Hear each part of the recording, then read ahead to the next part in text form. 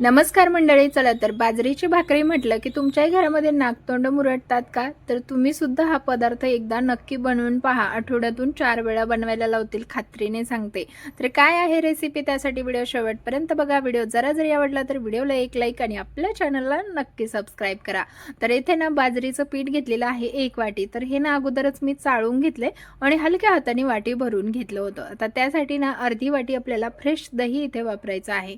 खूप आंबट 1-2 दिवसाचं दही इथे वापरायचं नाही, अगदी फ्रेशच बनवलेलं दही वापरायचं आहे. त्यामध्ये चवीनुसार मीठ घालून घ्यायचं. आवश्यकतेनुसार पाणी घालून आपल्याला हे पीठ भिजवून घ्यायचं आहे. तसं तर बाजरीच्या पिठापासून अनेक प्रकारे आपण रेसिपीज बनवू शकतो. तुम्हाला कुठली आणखीन एक वेगळी रेसिपी पाहायला आवडेल ना, ते सुद्धा तुम्ही मला या व्हिडिओच्या खाली कमेंट करा. त्यावरती सुद्धा आपण एक युनिक आणि नवीन लहान मुलांना तसेच सगळ्यांना आवडेल अशी रेसिपी नक्कीच बनवू. ही सुद्धा रेसिपी सगळ्यांना खूप आवडणार आहे. एकदाच पहा, परफेक्ट रेसिपी शिकून घ्या. माझं म्हणणं आहे 2-2, 4-4 वेळेला व्हिडिओ बघण्यापेक्षा किंवा वेगवेगळ्या ठिकाणी व्हिडिओ बघण्यापेक्षा तुम्ही एकच व्हिडिओ शेवटपर्यंत जर बघितला ना, तर पहिल्या प्रयत्नात तुम्ही सुद्धा ती रेसिपी परफेक्ट बनवू शकता.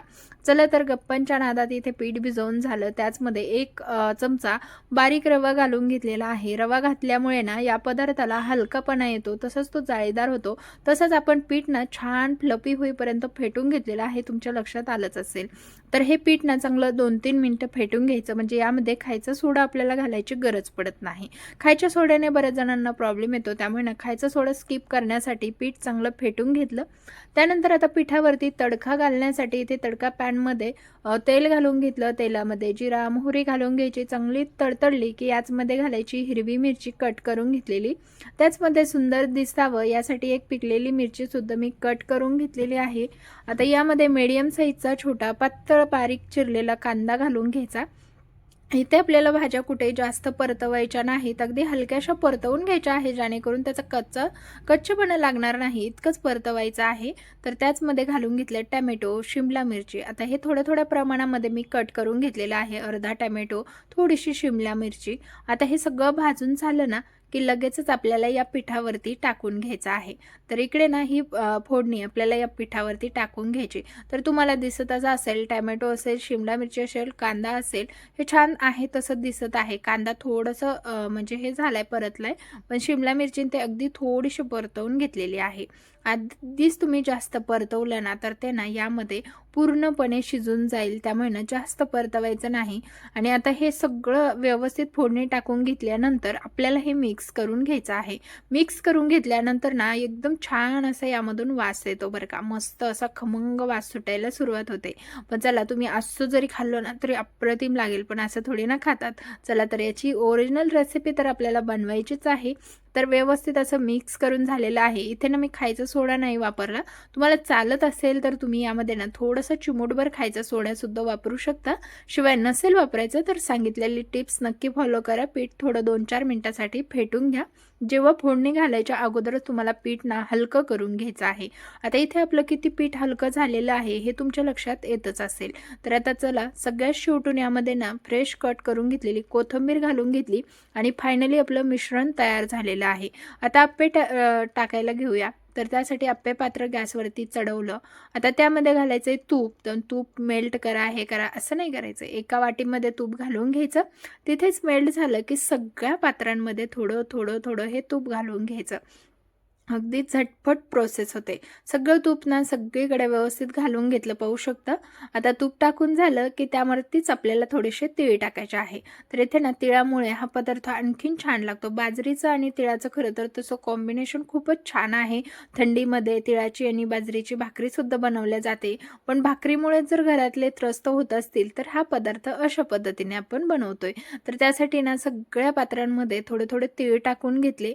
आता त्यावरती मिश्रण भरून घ्यायचं. आता मधले तीळ आहेत ना खूप उडत होते, त्यामुळे ना मी तर मधीच अगोदर मिश्रण घालून घेतलं, कारण मध्ये हीट लागत होती आणि त्यामुळे ना म्हटलं जास्त आपले तीळ करपून जाऊ नये किंवा पूर्ण उडूनच जाऊ नये, यासाठी मध्ये भरून घेतलं. जसं आपण अगोदर मध्ये भरून घेतलंय तसंच सुरुवातीला आपल्याला मधलेच आप्पे उलटवून घ्यायचे आहे. आता सर्व आप्पे आपल्याला इथे अशा पद्धतीने टाकून घ्यायचे आहे, जेणेकरून ते छान भाजल्या जातील. तर मस्त होतात बरं का, एकदम जाळीदार आणि कुरकुरीत आप्पे तयार होतात. तर हे बाजरीच्या पिठाचे आप्पे खायला तर किती हेल्दी आहेत हे तर तुम्हाला वेगळं सांगायचं सांगायची गरज नाही, कारण सगळ्यांनाच हेल्थविषयी आपण नेहमीच माहिती घेत राहतो. वरतूनसुद्धा थोडेसे तिळेनं भुरभुरून घ्यायचे, जेणेकरून वरतूनसुद्धा आप्पे सुरेख दिसतील. आता 2 मिनिटे झाकण ठेवायचं आणि मंद गॅसवरती हे आप्पे वाफवून घ्यायचे. आता 2 मिनिटे झालेली आहेत आणि पाहू शकतो किती सुंदर असे आपले आप्पे फुलून आलेले आहेत. तर असे वरती टम्म फुगले गेलेले आहेत. आता हे बाजरीच्या पिठाचे आप्पे सुद्धा इतके सुरेख आणि सुंदर कसे झाले त्याचा प्रश्न तुम्हाला पडलाय ना? हो, होतात बरं का. फक्त ना पीठ फेटून घ्यायचं, शिवाय म्हणजे आपण यामध्ये खायचा सोडा नाही घातला तरीसुद्धा आपले इतके छान आप्पे फुगले गेलेले आहेत. तर होतात. नक्कीच अशा पद्धतीने तुम्ही या सगळ्या टिप्स फॉलो करून तुम्ही एकदा हा पदार्थ बनवून पहा. लहान मुलांनासुद्धा जुने जे पारंपरिक पदार्थ आहेत किंवा बाजरीची भाकरी पहिली पूर्वी लहान मुलंसुद्धा अगदी आवडीने खायचे. आत्ता असं झालेलं आहे पोळी भाजी बस, पोळी भाजी, भाजीमध्ये बी नखरे असतात.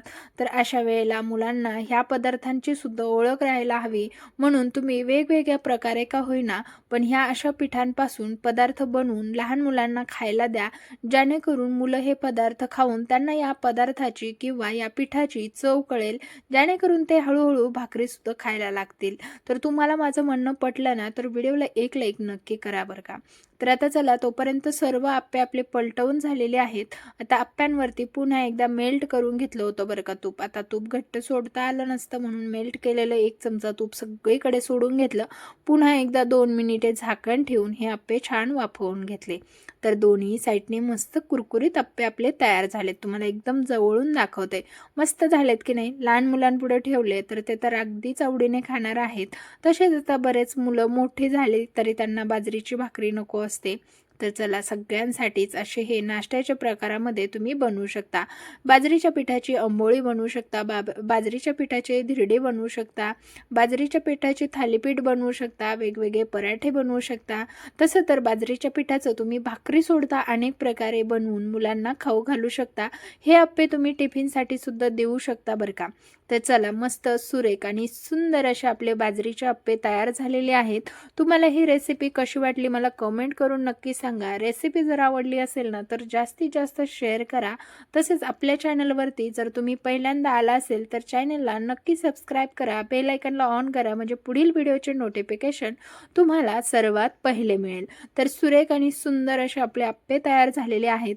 या व्यतिरिक्त तुम्ही यामध्ये व्हेजिटेबल म्हणा किंवा थोडेसे म्हणजे बारीक करून वाटाणे घालू शकता, त्यापासून सुद्धा हे आप्पे तयार करू शकता. चला आपण सुद्धा वेगवेगळ्या रेसिपीज ट्राय करणारच आहोत, बनवणार आहोत, त्यासुद्धा मी तुमच्यासोबत लवकरच शेअर करेन. चला तर भेटूया नवीन एका अशाच इंटरेस्टिंग आणि यूजफुल रेसिपीसह. तोपर्यंत तुम्ही सुद्धा असे बाजरीचे कुरकुरीत आणि जाळीदार आप्पे नक्की बनवा. तुमचे बाजरीचे आप्पे कसे झालते मला या व्हिडिओच्या खाली येऊन कमेंट करून सांगायला विसरू नका. तसंच तुम्ही हा व्हिडिओ कुठल्या शहरातून पाहिला ते सुद्धा कमेंट